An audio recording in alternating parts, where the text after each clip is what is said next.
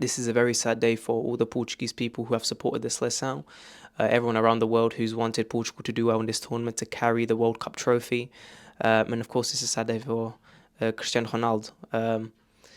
For me in this game, we were nowhere near good enough to beat Morocco. A lot of things were lacking today. I was completely confused about the formation we were using. At times it looked like a 4-2-3-1. At times it looked like a 4-2-4.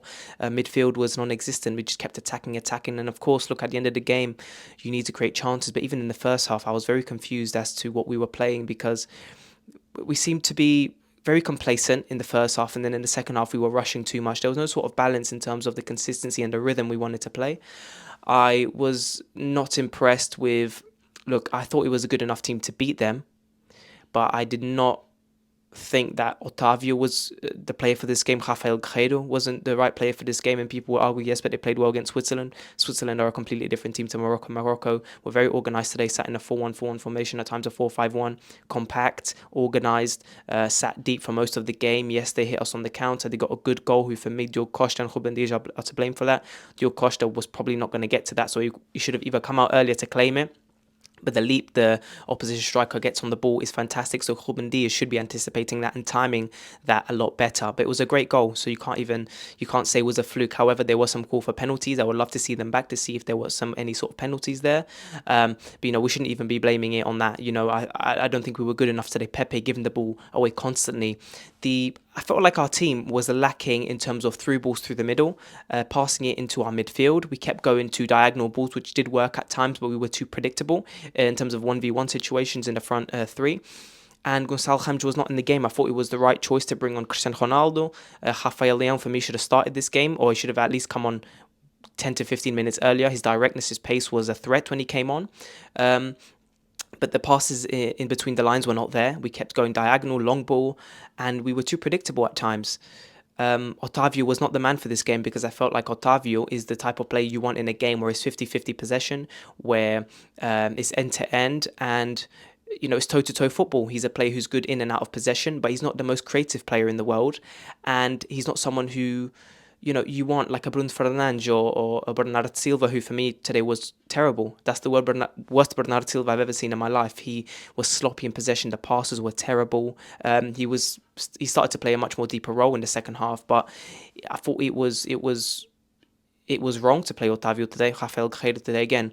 Cancelo for me should have started this game, purely because he would drift into midfield. He's a lot more unpredictable on the left, and he will get into those attacking midfield spaces where he can break down defence, but he was not played today until the second half, and he was a threat when he came on as well.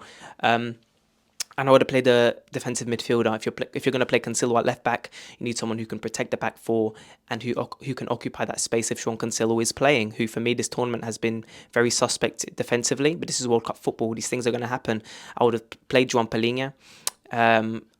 For me, this tournament, he's kind of gone with a 4-2-3-1, and he's kind of switched up to a 4-1-3-2 at times as well, with two strikers in Felix and Gonçalo Ramos.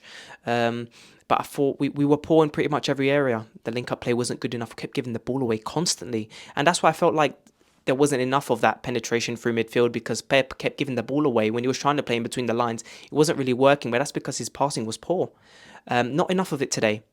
Ruben Neves is a player who, for me, probably would have worked today even better if we had a defensive midfielder, because he would have given more of a role to make and play more of those balls over the top. Yes, he did play as more of a deep line playmaker, but you could see he was doing a lot of running back. And Ruben Neves is a player who you can play in this sort of team, who can break down defenses, balls over the top, a threat outside of the box as well in terms of his shooting ability.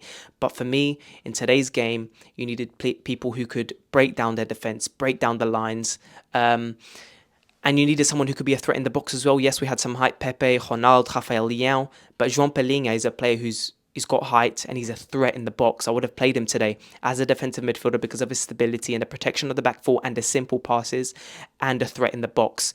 And then you would have just had stabilisation in midfield with him there. Dalot, not enough from our fullbacks. Diogo Dalot, we didn't see enough of them. We were clearly not good enough. Too slow in the first half, very complacent. We were playing against a team who are going to sit back. You need to be a lot quicker in possession, quicker to get those passes off. Not enough triangles in opposition box. The crosses were poor, always hitting the first man. Rafael Leão should have started this game for me. His directness was, my goodness, if you're playing a low block, You need to play a player who's going to be direct and take on opposition fullbacks. And we didn't see that enough today because he only came on in the 70th minute, I think it was. So it was quite poor. We were poor today, and this is a sad day. I feel like the abuse for Ronaldo is unacceptable. Yes, we can understand that the interview, some people did not like his attitude on the pitch.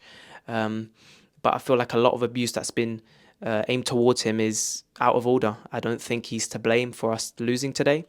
We didn't create enough chances today. We didn't. We weren't good enough. Morocco, like I said before, reminds me of Portugal in the Euro 2016. Not necessarily the quality to dominate games in terms of playing attacking and dominating possession, but they do have a fantastic defence and they're very organised, sitting in a 4-1-4-1 formation, staying very compact, not allowing us to play in between the lines. But then again, down to us as well. We were poor in possession. We were very poor.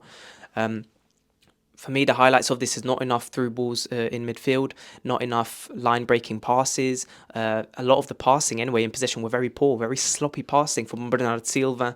Otavio shouldn't be in this game for me. We should have played Cancelo on the left. Rafael should have started from the start. I wouldn't mind seeing Gonçalo Ramos and Ronaldo, but they were occupying a lot of similar spaces. Bruno Fernandes today, again, honestly, he was giving the ball away so much today. And it's a sad day. But you know what, guys? We have a lot of talent in this team, and it's a shame we couldn't make the semi-finals. But guys, let me know what you thought. Vamos Portugal. Até a próxima. Vamos lá.